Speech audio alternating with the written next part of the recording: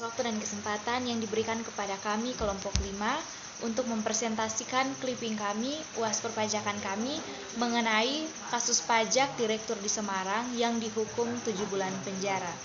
Waktu dan kesempatan saya berikan kepada teman-teman untuk memberikan penjelasan mengenai kasus tersebut. Baik, materi yang pertama, tindak pidana perpajakan. Pengertian tindak pidana perpajakan adalah menurut Kitab Undang-Undang Hukum Pidana atau KUHP, tindak pidana dikenal dengan istilah Stark Fate, dan dalam kepustakaan tentang hukum pidana sering menggunakan istilah delik. Sedangkan pembuatan undang-undang merumuskan suatu undang-undang menggunakan istilah peristiwa pidana atau perbuatan pidana untuk tindak pidana. Tindak pidana perpajakan adalah suatu perbuatan yang melanggar peraturan perundang-undangan pajak yang menimbulkan kerugian keuangan negara, di mana pelakunya diancam dengan hukuman pidana. Sebagaimana diketahui bahwa pajak bersifat memaksa berdasarkan undang-undang, sehingga apabila tidak dipatuhi atau dilanggar, maka akan menimbulkan hukuman atau sanksi bagi pelakunya. Berikut surat pemberitahuan atau SPT. Surat pemberitahuan atau SPT adalah laporan pajak yang disampaikan kepada pemerintah Indonesia melalui Direktorat Jenderal Pajak. Ketentuan mengenai SPT diatur dalam Undang-Undang Nomor 28 Tahun 2007 tentang Ketentuan Umum dan Tata Cara Perpajakan. Bagi pemateri berikutnya saya persilakan. Saya akan menjelaskan mengenai fungsi dari SPT. Jadi fungsi dari SPT yaitu yang pertama, melaporkan pelunasan atau pembayaran pajak yang sudah dilakukan baik secara personal maupun melalui pemotongan penghasilan dari perusahaan dalam jangka waktu 1 tahun. Yang kedua yaitu melaporkan harta benda yang dimiliki di luar penghasilan tetap dari pekerjaan utama. Yang ketiga yaitu melaporkan penghasilan lainnya yang termasuk ke dalam kategori objek pajak maupun bukan objek pajak. Yang berikutnya saya akan menjelaskan, jadi SPT dibagi menjadi 2 bagian, yaitu yang pertama SPT tahunan dan yang kedua yaitu SPT masa. SPT tahunan merupakan SPT untuk suatu tahun pajak atau bagian tahun pajak. Sedangkan SPT masa yaitu SPT untuk suatu masa pajak. Berikut saya akan menjelaskan berdasarkan kasus. Jadi Soetijono membuat faktur pajak yang tidak berdasarkan transaksi ekonomi yang sebenarnya. Selain itu berdasarkan keterangan saksi dari pihak-pihak perusahaan, tidak ada yang melakukan transaksi jual beli dengan CV Bumi Raya dalam perkara itu. Jadi faktor penyebabnya mungkin karena persyaratan dokumen yang wajib dipersiapkan dalam mengurus penerbitan e-faktur. Sekian penyampaian materi dari saya. Waktu dan kesempatan saya berikan kepada teman yang berikut untuk menjelaskan bagiannya. Baik, selanjutnya saya akan menjelaskan mengenai hal-hal yang harus diperhatikan dalam pelaporan atau penyampaian SPT masa PPN. Yang pertama, pengisian SPT masa harus dilakukan secara benar, lengkap, dan ditandatangani. Yang kedua, wajib pajak harus mengidentifikasi siapa lawan transaksinya. Yang ketiga, sebagai pengusaha kena pajak, Anda wajib tegas terhadap lawan transaksi. Yang keempat, dalam rangka mencegah terjadinya faktur penggantian maupun faktur pembatalan, alangkah baiknya jika wajib pajak melakukan konfirmasi ulang di awal sebelum faktur pajak diterbitkan.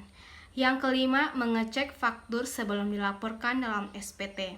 Yang keenam, ketahui jatuh tempo pelaporan pajak. Baik, selanjutnya dalam kasus ini terdakwa telah terbukti secara sah dan meyakinkan bersalah melakukan tindak pidana, menyampaikan surat pemberitahuan atau SPT yang isinya tidak benar sebagai perbuatan yang dilanjutkan berdasarkan pasal 39 ayat 1 huruf C-Jo pasal 43 Undang-Undang Nomor 6 tahun 1983 tentang ketentuan umum dan tata cara perpajakan yang telah diubah dengan Undang-Undang Republik Indonesia Nomor 16 tahun 2000. Berdasarkan hal itu, Majelis Hakim menghukum terdakwa dengan pidana penjara selama 7 bulan. Baik, selanjutnya saya akan menjelaskan mengenai pasal 39 yang berbunyi barang siapa dengan sengaja A. tidak mendaftarkan diri atau menyalahgunakan atau menggunakan tanpa hak nomor pokok wajib pajak atau NPWP sebagaimana dimaksud dalam pasal 2, atau B. tidak menyampaikan surat pemberitahuan. C. Menyampaikan surat pemberitahuan dan atau keterangan yang isinya tidak benar atau tidak lengkap. D. Memperlihatkan pembukuan, pencatatan, atau dokumen lain yang palsu atau dipalsukan seolah-olah benar. Dan atau E. Tidak memperlihatkan atau tidak meminjamkan pembukuan, pencatatan, atau dokumen lainnya. F. Tidak menyetorkan pajak yang telah dipotong atau dipungut sehingga dapat menimbulkan kerugian pada negara. Dipidana dengan pidana penjara selama-lamanya 3 tahun dan atau denda setinggi-tingginya sebesar 4 kali jumlah pajak yang terhutang, yang kurang, atau yang tidak terbayar. Baik, kepada pemateri selanjutnya saya persilakan. Baik, selanjutnya pasal 43 Undang-Undang Nomor 6 Tahun 1983, ketentuan sebagaimana dimaksud dalam pasal 38 dan 39 berlaku juga bagi wakil, kuasa, atau pegawai dari wajib pajak. Selanjutnya, pemeriksaan bukti permulaan wajib pajak. Prosedur dan tata cara pemeriksaan bukti permulaan sama dengan pemeriksaan pajak lainnya. Hanya saja hasil pemeriksaan tidak diberitahukan kepada wajib pajak melalui SPHP, tetapi laporannya disampaikan langsung ke Direktur Pemeriksaan, Penyelidikan, dan Penagihan Pajak Ditjen Pajak. Jika dalam pemeriksa biasa, pemeriksa cukup menghitung pajak terhutang. Dalam pemeriksaan bukti permulaan, pemeriksa juga harus melaporkan yang pertama posisi kasus, yang kedua modus operandi, yang ketiga uraian perbuatan yang memenuhi unsur-unsur pidana di bidang perpajakan, yang keempat rincian, macam dan jenis barang bukti yang diperoleh atau diamankan, yang kelima nama dan identitas tersangka dan saksi, serta kesimpulan dan usul pemeriksa. Baik, yang berikut pemeriksaan bukti permulaan wajib pajak.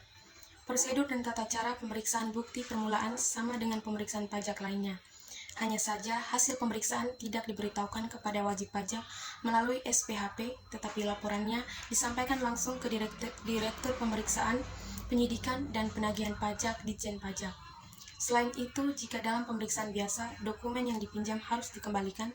Sebaliknya, dalam pemeriksaan bukti permulaan, dokumen-dokumen yang dipinjam oleh pemeriksa tidak akan dikembalikan kepada wajib pajak, tetapi akan ditahan dan disimpan di tempat yang aman. Dokumen-dokumen dan keterangan lainnya akan dijadikan barang bukti untuk penyidikan pajak.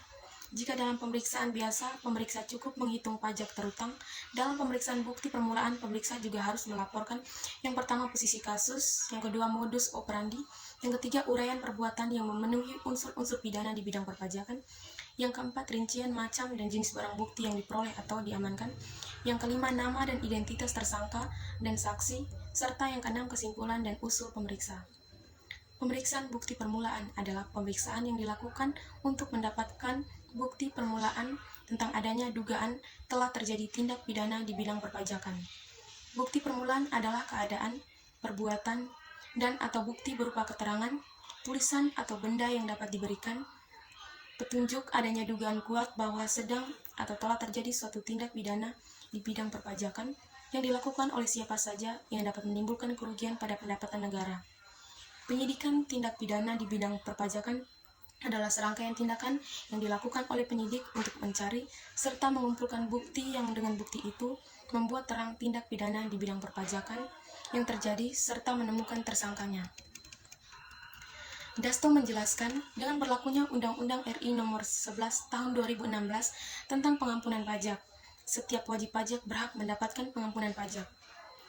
Pengampunan pajak adalah penghapusan pajak yang seharusnya terutang, tidak dikenai sanksi administrasi perpajakan dan sanksi pidana di bidang perpajakan dengan cara mengungkap harta dan membayar uang tebusan sebagaimana diatur dalam Undang-Undang Pengampunan Pajak. Pengampunan pajak diberikan kepada wajib pajak melalui pengungkapan harta yang dimilikinya dalam surat pernyataan. Baik, yang berikut kepada pemateri selanjutnya dipersilakan. Baik, yang berikutnya jenis pajak yang mendapatkan fasilitas pengampunan pajak. Yang pertama, pajak penghasilan, dan yang kedua, pajak penambahan nilai atau pajak pertambahan nilai dan pajak penjualan atas barang mewah. Cara-cara pengampunan pajak: yang pertama membutuhkan identitas pajak, yang kedua harta, yang ketiga utang, yang keempat nilai harta bersih dan yang terakhir penghitungan uang tebusan. Presentasi kami mengenai kasus pajak Direktur di Semarang yang dihukum 7 bulan penjara. Atas perhatiannya kami ucapkan terima kasih.